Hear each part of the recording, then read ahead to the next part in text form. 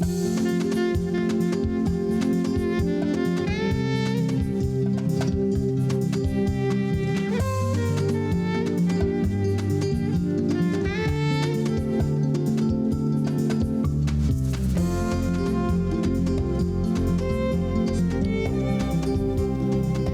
tal? Muy buenas noches. No sé si a usted le sucederá lo mismo que a mí cuando termina un libro, una novela. ¿Sabe lo que me pasa? Que inmediatamente empiezo a sentir una cierta nostalgia por los personajes, por los ambientes, por las situaciones. Lo mismo me sucede cuando se termina una exitosa temporada teatral. Inmediatamente me pregunto, bueno, ¿cómo será el escenario cuando ya no estén ahí los actores? ¿Qué será de los actores sin sus personajes? ¿A dónde irán las personas que solían invertir horas de su tiempo, de su noche, para ir al teatro? La única vez que me ha dado muchísimo gusto que terminara una temporada teatral fue el 12 de noviembre del año pasado, porque entonces dije, qué bueno, porque así ya podré tener en el estudio de Canal 11 a don Ignacio López Tarso. Estuve durante meses, si no es que años, pidiéndole que viniera a platicar con nosotros, pero siempre tenía una obra de teatro y la última, bueno, pues desde luego muy importante, Edipo en Colona, le tomó desde mayo, digo, hasta noviembre y dije, ¿qué será que nunca nos vayamos a encontrar? Pero ya ve, Ignacio, nos encontramos, sí, se acabó la temporada teatral. Qué bueno por encontrarnos y qué bueno también que se acabó la temporada porque es un personaje pesado, es una obra difícil, cansada y aunque solo hacíamos una función diaria, ya era tiempo de terminar y 2 meses de descanso me han sentado de maravilla. Tanto que, mire, tengo unos cuantos kilos de más por este noviembre, diciembre y enero. Unos 5 kilos que se notan ya aquí justo en el estómago y en la cintura. Yo no sé por qué no se van a lugares más discretos, ¿verdad? Bueno, le quieren hacer un poquito menos grata la vida, tal vez.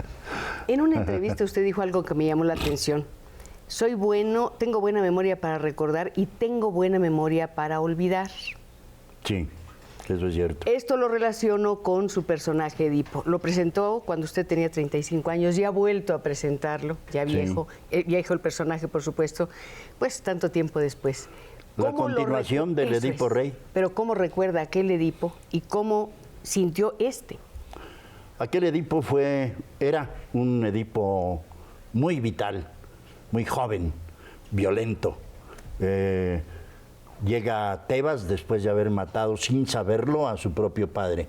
Se casa con una mujer que le gusta mucho, que es una belleza, que es Yocasta, y resulta que es su mamá. Tiene 4 hijos con ella y cuando se da cuenta de aquello, ¿por qué está pasando esto de la peste y por qué no está yendo tan mal? Pues es que el oráculo dice que hay un asesino en la ciudad. Pues vamos a investigar quién es. Investigan quién es y resulta que es él, el propio culpable, que es el mismo investigador. Esto termina cuando él, de desesperación al ver a Yocasta, a su mujer, ahorcada, se saca los ojos con un pasador que ella usaba en el manto y, guiado por una de sus hijas muy chiquita, sale de la ciudad de Tebas desterrado. 40 años después, llega a un sitio que se llama Colono, que está a unos cuantos kilómetros de la ciudad de Atenas, y donde residen allí unas diosas, las diosas, ¿qué son? ¿Las Euménides? ¿Las qué? Euménides. Euménides. Y sí, y llega allí y ya estaba predestinado, ya sabía que iba a ir ahí, ya sabía que se iba a morir, se muere y termina casi en olor de santidad después de haber sido un criminal. Entonces es como la reivindicación de aquel Edipo que enfrentó aquella tragedia y tanta muerte y tanta desgracia. Ahora llega a entregarse él a la ciudad de Atenas, para que la ciudad de Atenas sea feliz, porque va a tener los restos mortales de Edipo, que ya es un santo. Pero hay una coincidencia maravillosa. Esto ocurre 40 años después. Exacto. Y usted reencuentra al personaje en el teatro 40 años después. 40 años de mi vida después. ¿Qué pasó en esos 40 años? Pues muchas obras más. Y ¿qué pasó con el recuerdo del primer Edipo? ¿Dónde quedó? Tuve gran gusto de interpretarlo, me encantaba interpretarlo, pero también era un personaje muy opresivo, muy pesado, que cada día en el camerino, ya para irme a mi casa tranquilo, tenía que quitármelo de encima y tratar de que me dejara en paz. Ya me voy a cenar, ya no me estés fastidiando, quédate ahí en el camerino, yo me voy solo. Hasta ese punto era hay una lucha opresivo. con los personajes para Sí. apropiarse de ellos y para después quitárselos de encima. Claro. Yo no sé qué sea más difícil para un actor, si llegar a ser un personaje al cual se le empieza conociéndolo como a una persona y luego frecuentándolo si usted quiere llegar a conocer bien a esa persona. Lo frecuenta, lo relee, lo investiga, qué comía, qué pensaba, qué sentía, todo lo que puede saber del personaje. Y cuando ya el personaje, por ese conocimiento, llega a ser propio, ya me lo pongo tranquilamente, lo completo con detalles físicos de la corona, el maquillaje, el vestuario, no sé qué, ya está el personaje. Y viene la representación y el disfrute del personaje, pero luego también viene el momento de llegar al camerino y decirle adiós, hasta aquí, ya no más, hasta ahí tiene que ser el personaje, porque si no se vuelve una pesadilla.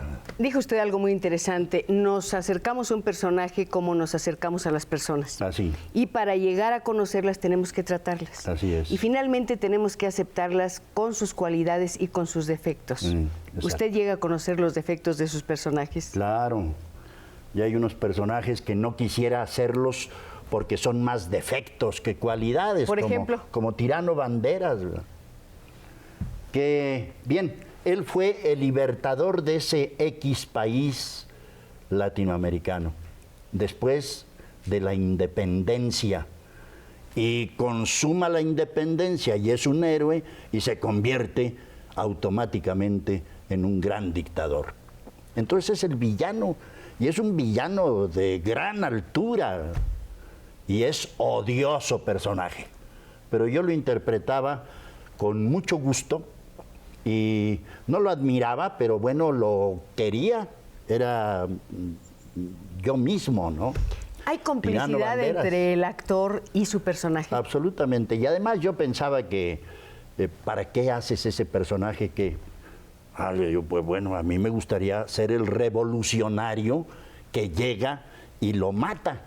Ese quisiera yo ser. Pero soy Tirano Banderas. Pero ¿por es qué? un asesino, ¿eh? Sí. De todas maneras es un asesino.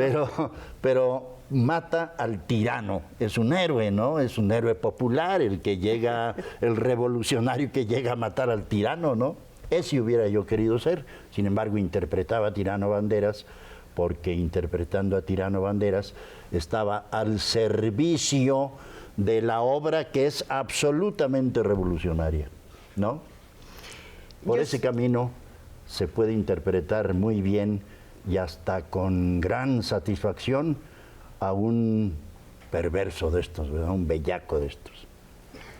Yo sé que muchas personas están ansiosas de encontrarse aquí, de conversar directamente con el señor Ignacio López Tarso. Físicamente no lo podemos hacer, pero podemos realizar su deseo, podemos convertirlo en realidad si marcan nuestros números telefónicos. Yo quiero que los pongan constantemente en la pantalla, bueno, con alguna frecuencia, para que las personas empiecen a marcar y le den los recados. Muchos de ellos ya me los dieron a mí en la mañana. Que pregúntele que qué telenovela está haciendo, pregúntele que cuándo va al cine, vuelve al cine. Y por cierto, usted también hizo un comentario curioso, decía: por una parte hay muchos personajes que he interpretado sin haberlos elegido y sin que me simpatizaran. Sí. Eso debe ser muy difícil. Y por otra parte usted decía que ha trabajado en películas que también le hubiera gustado no hacer. Así es. Que ha De sido las mucho más 50 libre en teatro. películas, he hecho solo 50 películas. Algunos compañeros míos me sorprenden. ¿Tú cuántas películas has hecho, fulano? 385. Ah, caramba. Pero si empezaste el cine después que yo, ¿cómo lo hiciste? ¿A qué hora hiciste tantas películas? Yo he hecho solo 50 películas en mis 52 años como actor. No empecé a hacer cine de inmediato, yo me hice actor de teatro primero, y cuando ya sentía que era actor, entonces fui a la televisión y al cine. Después hice los corridos, después hice giras y no sé qué, pero primero me hice actor de teatro en la Academia de Teatro de Bellas Artes. Y desde que empecé a hacer cine, que fue en 1956, yo empecé en 49, mi escuela de teatro en Bellas Artes, de modo que hace 52 años, 50 películas. De las 50, unas 10 me gustan mucho, otras 10 me parecen regulares. Las otras 10 ya son bastante dudosas, las otras 10 son pésimas y las últimas 10 son vergonzosas. Así están divididas las 50 películas que he hecho. ¿Cuál es su punto de partida para realizar este juicio? Porque piense varias cosas. Por una parte, el tiempo pasó. Hay otras maneras de actuar, hay otro público, hay otra manera de ver, hay otro concepto de lo que es el espectáculo cinematográfico. Es cierto. Entonces, tal vez, si toma en cuenta todo eso, pues habrá muchas películas que no le gusten, que a lo mejor le parecen acartonadas o limitadas en cuanto a la temática, pero es que era otro cine. Pero el buen cine siempre es buen cine. Es cierto, estoy de acuerdo con usted. Esas 10 que le digo que son mis preferidas, esas han pasado el tiempo y siguen siendo buenas películas. Las otras ya no. Esas 10 películas las podríamos citar como si fueran los nombres de 10 amigos queridos. Macario. Estamos de acuerdo. El mudo del hombre de papel. El gallero de El gallo de oro, el cuento de Rulfo, que lo recuerdo mucho porque yo era un gran admirador por su belleza, por su voz, por su alegría, por su talento de Lucha Villa, ¿no? Sí. Y entonces, en esa época, era una maravilla de mujer, bellísima, cantaba como trompeta, ¿verdad? Era una garganta prodigiosa. Y ahí canta una canción muy bonita, ¿se acuerda? Aquella que dice, ¿qué te pasa, mujer? ¿Qué te pasa? Ajá. Que es preciosa, sí. Sí, cantaba muy bonito. Y Narciso Busquets, en fin. Pito Pérez me gusta. Me gusta el personaje del antropólogo no antropólogo, ¿qué cosa es? ¿Por qué se va a meter ahí a la vida de los tarahumaras y acaban matándolo? Se llama la película, justamente. Tarahumara.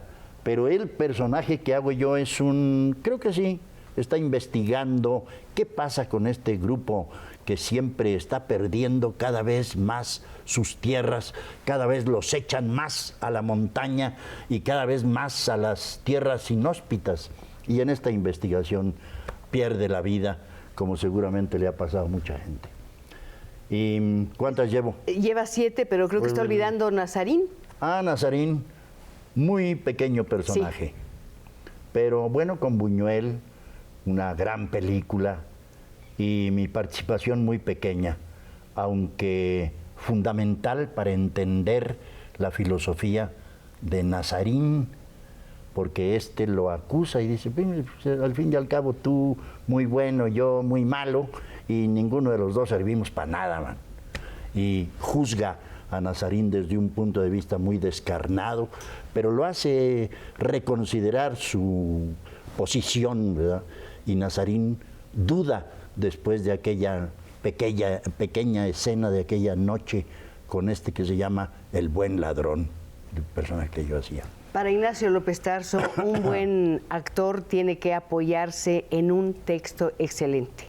Él comentó alguna vez que un buen actor no puede serlo si está diciendo banalidades y cosas que no tienen sentido. El mejor ejemplo de que usted tiene razón es precisamente su participación en Nazarín. Es muy pequeña, pero es de tal calidad lo que dice y el símbolo, la simbología que tiene dentro de la película, que le da una dimensión que va más allá de las líneas que se leen o que se dicen en esa película. No siempre se justifica, pero hay un dicho que utilizan a veces los actores, los directores, sobre todo los productores, para convencer al actor de que haga pequeños personajes, diciendo, para un buen actor no hay pequeños personajes. Si eres un buen actor, ese pequeño personaje, lo cual es falso, Este es pequeño personaje, pero tiene un contenido enorme, ¿verdad? Tiene una vida interior riquísima, este buen ladrón de Nazarín, puesto que lo La literatura es muy buena, la creación de ese personaje estuvo en manos de un literato magnífico y luego de un director estupendo como Buñuel. De manera que así sí no hay personajes pequeños, pero que los hay, desde luego, hay personajes que no vale la pena hacerlos y hay personajes que son larguísimos, enormes, no terminan nunca y no dicen nada. Eso no vale la pena hacerlos. Yo me hice actor para los grandes personajes, porque los leía, los conocía desde antes, conocía a Shakespeare. Los grandes personajes. A los griegos. Es decir, los grandes autores. Sí. Eso es lo que usted quiere decir. Exacto. Hay una fascinación de usted por el texto, por las palabras, inclusive parece que eso explica su relación con los corridos. Sí, también. Porque es un texto, el de los corridos, muy inocente, muy simple, muy popular, muy sencillo, hecho por voces desconocidas, anónimas, pero con todo el contenido de... Ahí está reflejado el pueblo mexicano en esos versos, ¿verdad? En La Maquinita y Benito Canales, La Muerte de Zapata, Pancho Villa... En fin, todos estos corridos maravillosos que, aunque viene desde hace mucho tiempo el corrido, la revolución es la que centra el corrido y le hace expresarse de una manera mucho más vibrante, ¿no?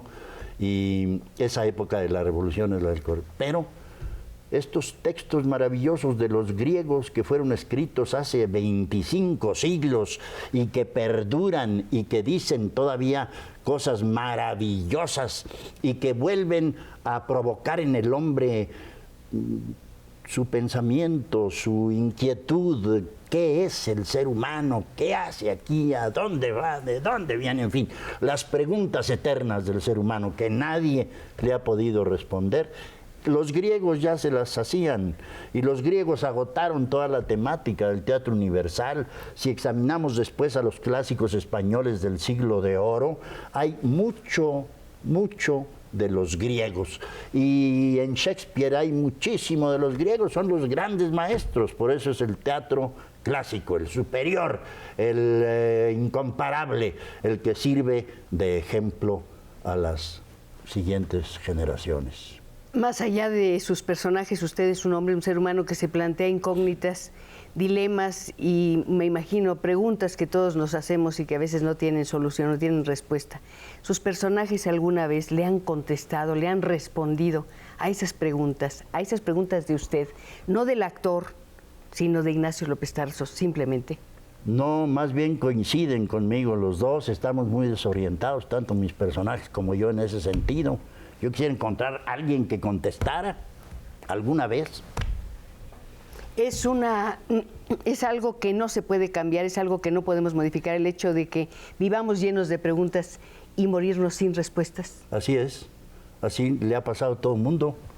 ¿Cuántos millones y millones de gente se han muerto y sin saber qué realmente pasa? Dicen que hay, dicen que... pero nadie ha tenido ninguna comprobación. Ignacio, ¿cuál es la pregunta que más lo obsesiona de todas? ¿Cuál es la pregunta que lo inquieta, que no lo deja dormir? No, yo duermo muy bien. ¿No le Cristina, preocupa algo fundamental? No, así tan permanente y obsesivo, no. Sí, me inquieta mucho saber cuándo, cómo y dónde. ¿Qué? La muerte, ¿por qué? ¿Por qué no avisa? ¿Por qué nadie sabe cuándo? ¿Por qué no se puede uno liberar de esta vieja flaca tan horrorosa que ni aún pintada por Diego Rivera es bonita, ¿verdad? Un actor tiene... Da miedo la calavera Catrina, esa tan bonita de Ricardo, de Guadalupe Posadas y de Diego Rivera, sí. Tan elegante, tan dominguera en la Alameda, de todos modos es horrorosa. No quiero saber nada de ella. No, yo tampoco por el momento, pero un actor tiene una ventaja muy grande, sabe cuándo van a morir sus personajes. Eso es muy interesante. Y sabe cuándo va a morir el personaje en escena cuando termina la temporada. Sí, porque usted mismo lo ha dicho, en el texto el personaje existe, pero existe como palabras. Solamente llega a tener una tercera dimensión cuando nosotros le damos vida en escena. Y creo que esto es pues crea una relación muy particular con ese ser que lo habita o al que usted habita, realmente Sí, no lo sé. es cierto. Es cierto que estamos teniendo ya muchas llamadas, es cierto que tenemos que hacer una pausa y de verdad es cierto que me dio mucho gusto que terminara la temporada teatral porque así pudimos tener hoy este privilegio, contar con la presencia, la conversación, la generosidad de Ignacio López Tarso. Me pidieron que le dijera Nacho, pero yo prefiero decirle Ignacio, no le importa. Es mejor Ignacio. Por supuesto. Nacho es feo y Nachito peor.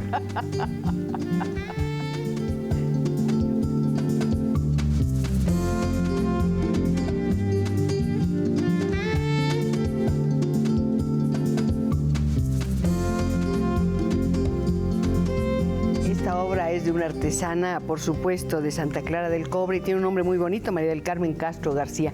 Es de Michoacán. Yo hubiera querido tener aquí una pieza hecha por algún artesano de la Ciudad de México porque aquí nació Ignacio López Tarso en la zona de la Mera Villita. Yo creo que es de los pocos que nacieron aquí, ¿eh?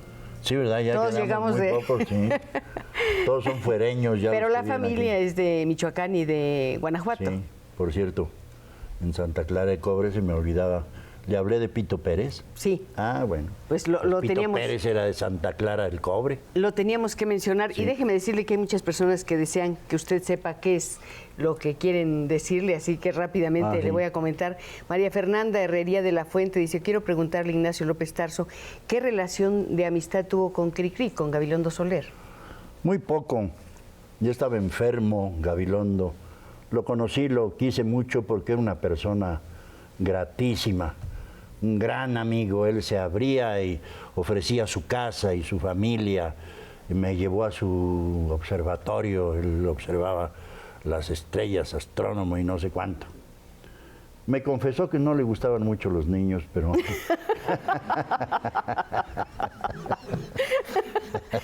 Estaba en realidad haciendo canciones para un niño ideal. Sí. Pero sí, fue una relación que recuerdo con mucho afecto. Margarita Núñez, le mando un saludo muy especial a Ignacio López Tarso y quisiera saber por qué no pone una academia de actuación. No, yo quiero ser actor, no maestro de actores, no. Los mejores maestros son los que no son buenos actores. Mis maestros, todos mis maestros de teatro, ninguno era buen actor. Novo, Sequizano. Javier Villaurrutia, Sequizano, Salvador Novo, André Moró, Celestino Gorostiza, ninguno actor. Muy buenos maestros de teatro. Villaurrutia, un poeta sensacional. ¿No le gusta Villaurrutia? Por supuesto que me como gusta. Poeta? Y me gusta la idea de que haya sido usted su alumno, de que haya tenido esa especie de encantamiento por las palabras desde Sí. el principio, creo que debido en buena medida a esa influencia. ¿Por qué no nos habla un poquito de Así su es. relación con él? Sí. Yo llegué a pedirle un autógrafo porque me gustaba mucho un libro de poemas que yo había leído. Y no tenía entonces ni oficio ni beneficio. Acababa de salir de una enfermedad larguísima por una fractura en la espina. Llegué con mi librito y dice, perdone que lo moleste, ahorita que no está con sus alumnos, leí en el periódico que usted daba clases de teatro. Y leí sus poemas y me gusta mucho. Le dijo, sí, cómo no, y me le puso ahí una dedicatoria que todavía conservo y el mismo libro. ¿Y tú qué haces? Pues nada, pues estuve en Estados Unidos, tuve un fracaso ahí terrible. ¿Y nunca has hecho teatro? Sí, en la escuela, estuve en el seminario, hice teatro allá y sí, te gustaría. Sí, cómo no. Pues vente de oyente desde mañana, te subes aquí al tercer piso de Bellas Artes, entonces estaba la escuela de teatro en el tercer piso de Bellas Artes, y el teatro donde trabajábamos los alumnos de la Escuela de Teatro de Bellas Artes era el Teatro de Bellas Artes. De modo que allí hice yo mis tenorios, los primeros, los empeños de una casa de Sor Juana, el Macbeth de Shakespeare con Isabela Corona, que entonces era una gran estrella, el Enrique IV de Pirandello, las Brujas de Salem con Sequizano, todo eso en el escenario maravilloso de Bellas Artes. Un teatro extraordinario, dotado de todo lo que un teatro puede soñar, allá arriba y abajo y por todos lados, ¿verdad? Es una maravilla de equipo que tiene Bellas Artes. Cuéntenos la sensación de entrar a Bellas Artes. De estar en el escenario. ¿Cómo es? Dígame, se lo envidio muchísimo. Sí, sí, padrísimo. Me acuerdo ¿Cómo oye que sus cuando pasos? ¿Cómo ve su sombra? ¿Cómo el aire huele Sí, de una manera huele distinta? Sí. a teatro, pues. Sí. Un poco a polvo de arroz, no sé, a maquillaje, a tela. Y huele a un gran vida. espacio, ¿no?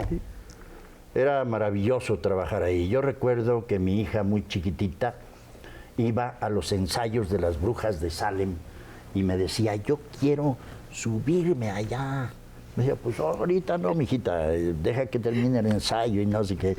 Y tanto insistía que yo quiero subirme allá, que la agarré de la mano, la subí al escenario en una pausa y estábamos en la escena de la olla esa donde las brujas arrojan porquería y media y hacen una mezcolanza ahí para embrujar a Macbeth y para saber cuándo es mañana, cuándo Macbeth será rey.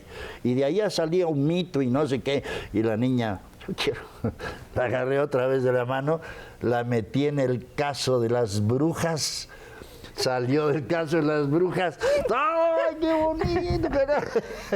Así es la sensación de ser actor, y no, yo creo, no fue ¿no? actriz.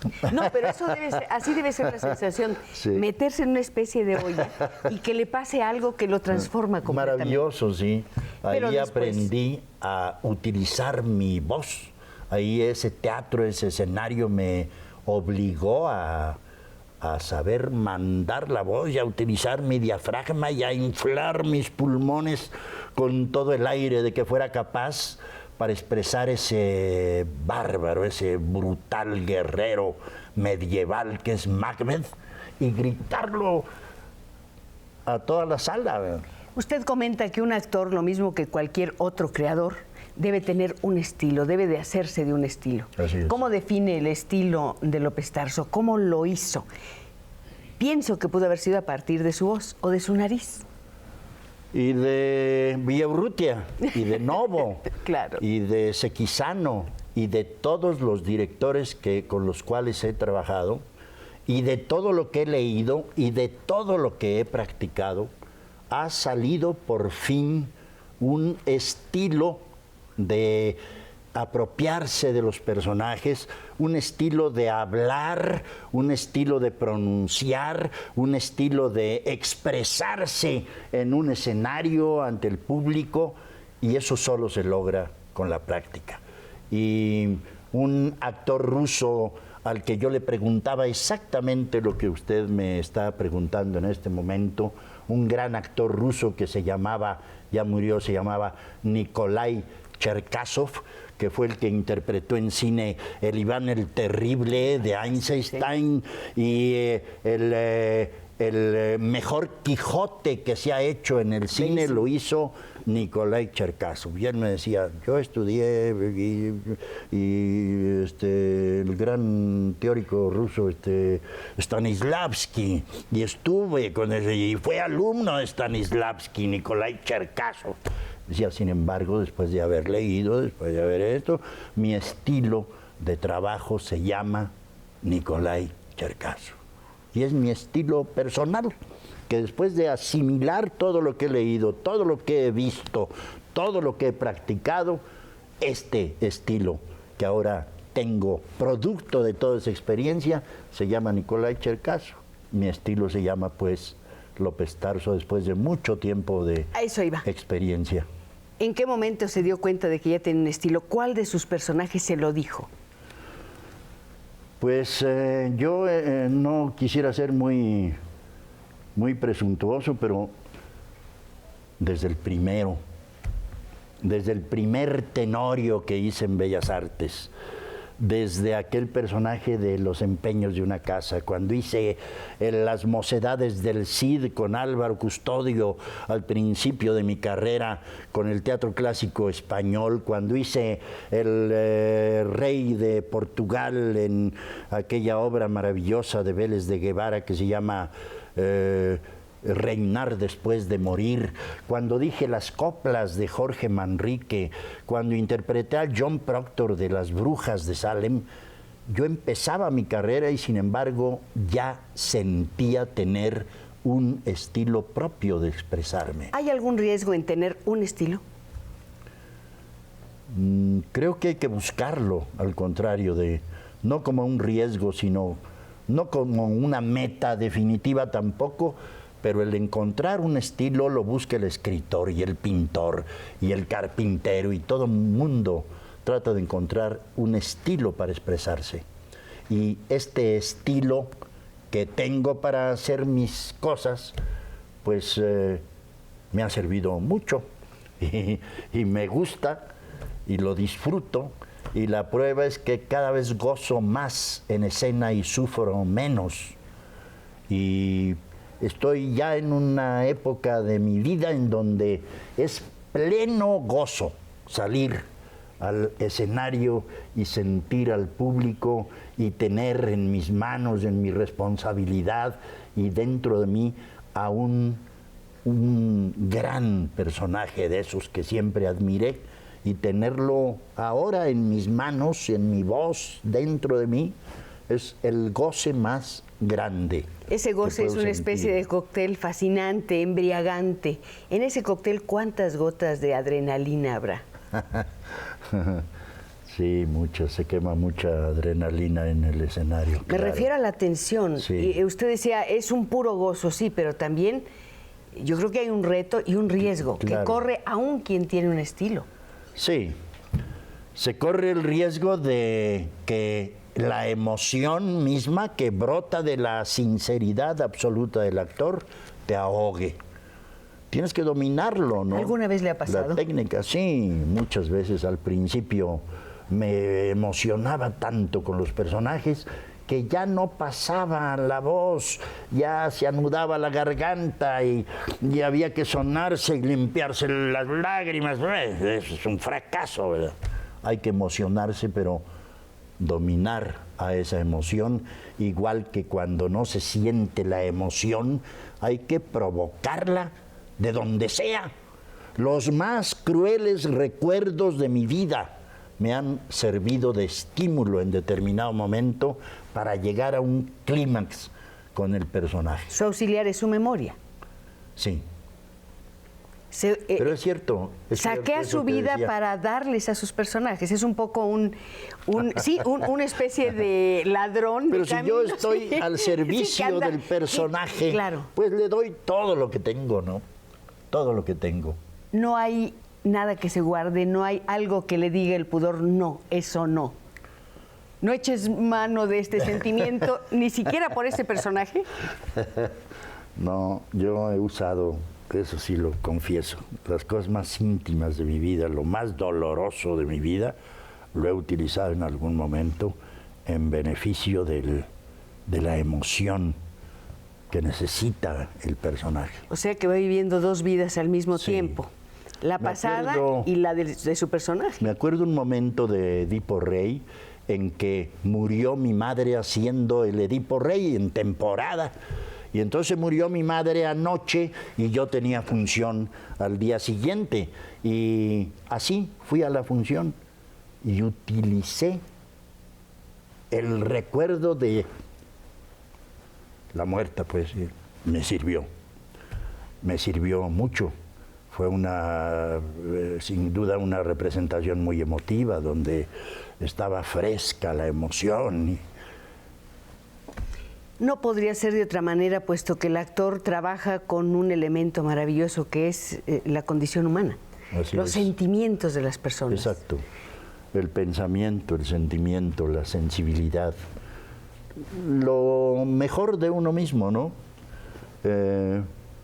Y esto a veces el actor se exprime verdaderamente de una manera hasta cruel. Luego te tranquilizas, dices, fue demasiado, hay que llegar a la emoción. A veces es preferible llegar mecánicamente, fijar durante los ensayos el punto máximo y el mínimo de emoción donde debe nadar el personaje y no sobrepasar. Pero creo que eso tiene muchos más riesgos que lo otro, porque se distancia, le pone un velo de distancia entre su personaje y usted. No, es en favor del personaje. Es que son Pero sentimientos, no puede apretar un botoncito y decir aquí le subo, aquí le bajo. sí se puede. ¿Sí se puede? En el escenario hay que dominar la emoción o provocar la emoción. Constantemente es este juego. Y después, ¿qué le deja el personaje? ¿Cómo vive sus propias emociones cuando no está en el escenario y cuando ya no es ni príncipe, ni mendigo, ni es tirano banderas, ni es Macario? Cuando es nada más Ignacio. ¿Dónde Ignacio le queda? tiene sus propias vivencias y sus propios problemas y sus propias emociones. ¿Qué alimenta la vida de Ignacio? ¿Qué es lo que ve? ¿Qué es lo que quiere cuando no está siendo mirado? Mi vida personal también es muy importante. Allí es donde procuro reservar lo más para mí. Por eso, aunque he sido parte político, parte dirigente, parte seminarista, he andado por la vida buscando, observando y creo tener una vida íntima, personal, rica, por mis lecturas, por mi, en fin. Esa la quiero guardar lo más posible. Y aunque lo utilizo siempre en favor de los personajes en determinado momento, prefiero que esa sea mi vida realmente íntima. Es su secreto. Usted sabe, solamente usted sabe dónde están atesorados los recuerdos que le pueden permitir hacer una serie de tratos con sus personajes. Así es. Yo quiero que aquí nuestros amigos sigan teniendo muy buenos tratos con nuestro invitado, quiero que lo sigan llamando, que lo sigan comentando y que le sigan haciendo preguntas. Por cierto, un muy buen amigo y compañero de trabajo, Gustavo Adolfo Infante, quien seguramente usted conoce, un comentarista excelente de espectáculos, me dijo, antes de que Ignacio López Tarso se vaya, le tienes que decir que yo estoy muy triste porque abandonó los corridos. Piense la respuesta, nos vamos a un corte, que nos sigan llamando. Vamos a tener ahorita en la mano las voces de todos ustedes que nos están acompañando en vivo y en directo aquí en Canal 11. Una conversación con un hombre que es muchos hombres, es Ignacio López Tarso.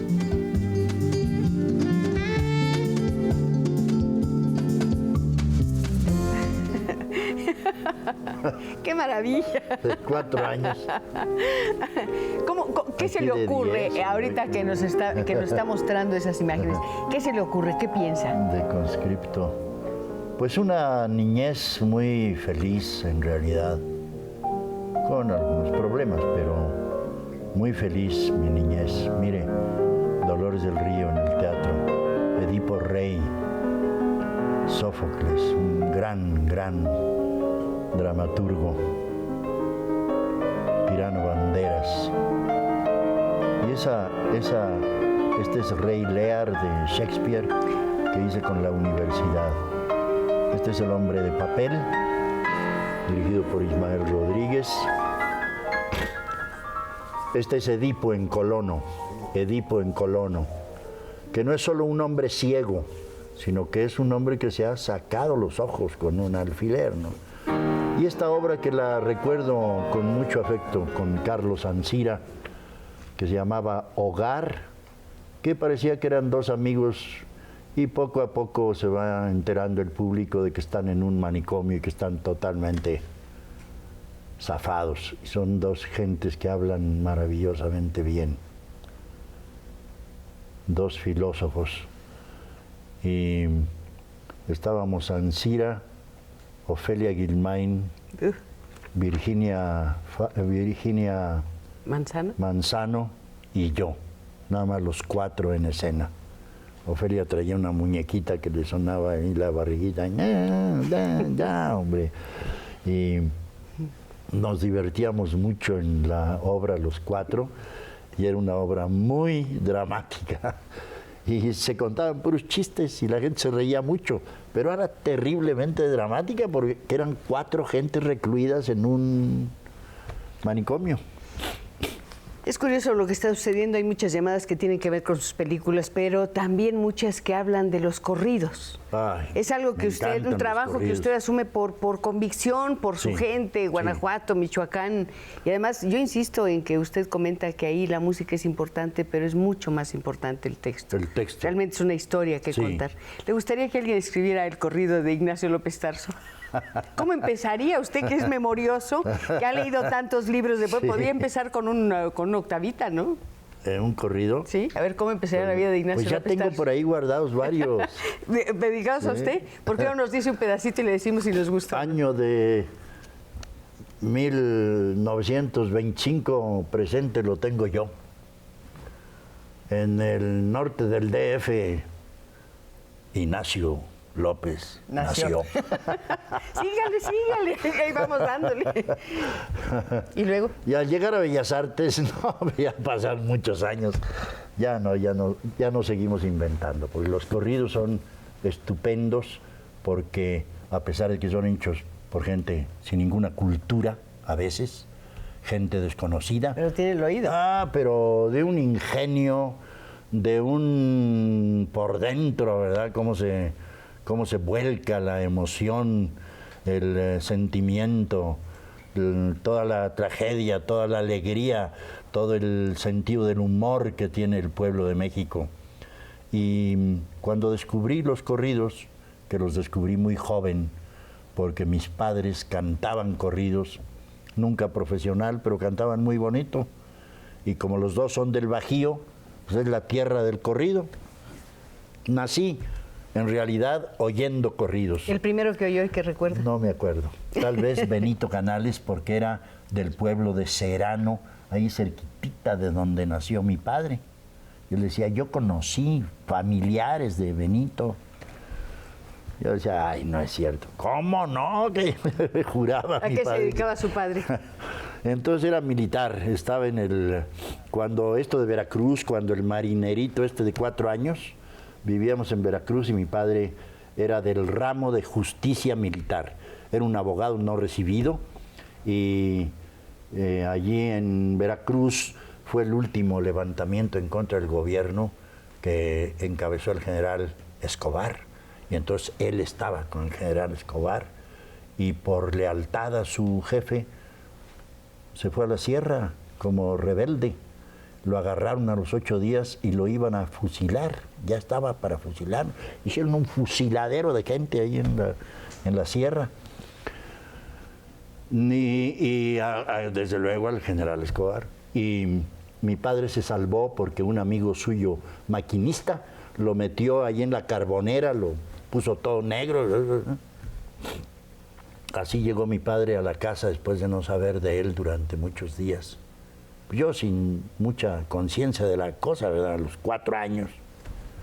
Y cuando regresó, tocó, se metió a la casa como un ladrón corriendo. Cállate, cállate. ¡Ah! Es tu papá, yo soy tu padre, cállate, cállate. Ven, ven. Ya pasó aquello, pero eso me recuerda esa foto de 4 años que me vestía yo de marinerito y salía a hacer la escoleta ahí con los de la naval a la Alameda en Veracruz. ¿Qué tan importante es para usted Veracruz? El mar, mejor dicho. ¿Es importante? Sí, lo recuerdo mucho de entonces. ¿Pero influye en su ánimo de alguna manera? Estuvimos muy poco tiempo en Veracruz. Cuando pasó esta tragedia, pues mi padre se quedó naturalmente sin su puesto en el ejército, causó baja y antes no lo sancionaron fuerte, ¿verdad? No. Mi padre fue a dar a Correos y entonces fuimos a dar a Hermosillo, a Navojoa, a Guadalajara. Ahí estudié con los maristas en el Colegio Jalisco en Guadalajara. ¿Quiso realmente ser sacerdote? ¿Le No, interesaba el sacerdocio? no. Nunca tuve vocación. Yo sabía que no tenía vocación. Ahí en Guadalajara vi por primera vez un espectáculo de teatro que me impresionó mucho. ¿Qué fue? No recuerdo. Era una carpa que llegó al barrio, que es un barrio precioso en Guadalajara, Analco. Ah, sí, es famoso. El barrio de Analco. Claro. Y junto el de San Juan de Dios, que había palomillas de chamacos entre San Juan de Dios y Analco, que éramos enemigos, decíamos. Y entonces en las ferias ahí llevaban cascos romanos de cartón y escudos y espaditas de madera y nos armábamos ahí en la feria y contra los de San Juan de Dios y contra los de San Sebastián y unas batallas campales ahí Y ahí, en ese barrio de Analco, vi mi primera obra de teatro. No recuerdo qué actores eran, no recuerdo qué obra era, pero yo me perdí a tal punto que no supe ni cómo pasó el tiempo, y cuando volvió a prenderse ya la luz, se acabó la obra, se bajó el telón, me di cuenta que estaba en una banquita con mi papá y mi mamá, y que durante 2 horas Ignacio, mientras no había dura... salido de mí. Esto es, mientras dura una temporada teatral, le ocurre eso. Le ocurre que está en otro tiempo, vive en otra dimensión, y de pronto se acaba la obra, se acaba la temporada y se ve en una banquita. No con su papá y su mamá tal vez, sino con sus maestros, con quienes han sido sus compañeros de trabajo. Es decir, vuelve a su realidad. A veces en el camerino sucede, igual que cuando llego al camerino al principio, no quiero a nadie conmigo, prefiero estar solo. Es una obra de teatro, es el vestidor. Empiezo a... Exacto, es el vestidor. Sí. Empiezo a reconstruir el personaje y a ponérmelo otra vez y todo esto. Y cuando llego de nuevo al camerino, después de toda la emoción vertida, de toda la experiencia, cada noche es una experiencia diferente, aunque el público parezca que es siempre el mismo. Llegar al camerino y empezar otra vez en el sentido contrario, a quitarme el personaje poco a poco, entre la barba y el bigote y la peluca y la túnica y todo eso, ahí vuelve la realidad y se ha quedado el personaje hasta mañana. Pero hablábamos del corrido, que el tema me gusta mucho porque lo disfruto muchísimo. Me divierte muchísimo decir los corridos. Hay una persona, perdón que le interrumpa, que sugiere que usted y la señora Raquel Olmedo hicieran un disco. Sí. Sería muy interesante, ¿no? Grabaron ese disco en vivo en el Teatro de la Ciudad. Sí, pero ya un disco así planeado por los dos. Sí. Y por ahí anda. Creo que no se vende. No.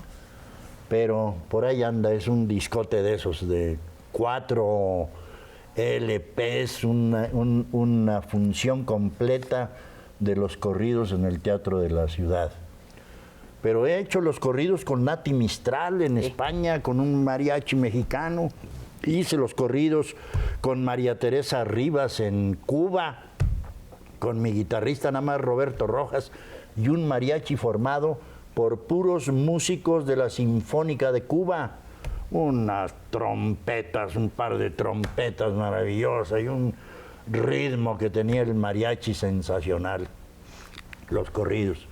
Así le he dado la vuelta a Estados Unidos, en todos los lugares donde hay mexicanos en Estados Unidos, Centro y Sudamérica, España, casi todo el mundo de habla en español con los corridos. Cuando dice corridos, ¿actúa? ¿Está actuando? Claro. ¿Está actuando como actúa en otras ocasiones? Sí, es un observador. Y yo le platico a la gente cómo vi a Emiliano Zapata cuando domaba potros, muy chamaco, y cómo él se enteró de que maltrataba y le hacendaba al padre, y cómo fue adquiriendo cierto rencor y armando en su cabeza cómo liberarnos de esto. Y luego ya un gran jinete, general. Y luego la inocencia de este hombre tan inteligente, naturalmente, no tenía cultura, pero era de una inteligencia enorme, un gran estratega, un hombre muy listo, y se deja engañar así y se va montado en su gran caballo regalo del traidor y llega a la hacienda para que lo acribillen y lo despedacen, ¿verdad? Y todo eso yo lo platico al público utilizando el texto del corrido Emiliano Zapata. Yo soy un observador y se los digo. Y eso es actuar. Es un personaje que vio cómo agarraron preso a Benito Canales y cómo la mujer fue y dijo, ahí está, y agarran. Todo eso yo lo platico como si lo estuviera viendo, ¿verdad? Es muy divertido. Luego la música, el conejito con un acordeón estupendo, Roberto Rojas tocando la guitarra maravilloso, el mariachi de Pepe Chávez, el oro y plata, sí. Me visto de charro, todo negro. Ajá. Igual que me imita este tonto de el Tacho López Cuarzo. Por favor. ¿Cómo agarrar mi nombre y hacerlo charamusca, verdad? Pero creo que no. Tacho López Cuarzo. Usted es usted, Ignacio, usted hace su trabajo. Además, yo creo que en el fondo esto lo divierte y yo creo que lo considera de alguna manera un homenaje, ¿no? Es como una caricatura. No, qué homenaje, ¿no? ¿No? Yo lo quería convencer, pero no pude. Bueno, tenemos muchas llamadas. Me están comentando que me queda un minutito. Les digo lo que siempre comento al final de este programa, que todas las llamadas se le entregan al invitado, por supuesto, porque no hay suficiente tiempo para leerlas. Él las va a leer, las va a revisar y seguramente las contestará. Lo importante aquí era escuchar la voz de un hombre que, como le digo, ha abordado realmente todas las condiciones humanas. Hay un personaje que le falte por hacer. Ha hecho locos, ricos, celosos, cantantes, de todo. ¿Cuál le falta? Muchísimos. No alcanza la vida para hacer solamente los grandes. Qué desesperación. Personajes. ¿A cuál quiere agarrar volando? Porque se nos acaba el tiempo a todos. Ya tengo uno que empiezo a ensayar pronto. ¿Cómo se llama? No se lo digo porque es de mala suerte. ¿Es de mala suerte? ¿Cómo es y el ya personaje? tengo un Shakespeare también próximo.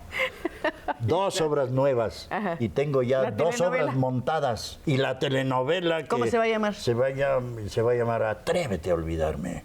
Atrévete. Así se va a llamar. ¿Con Atrévete quién va a trabajar en esa película, en esa telenovela?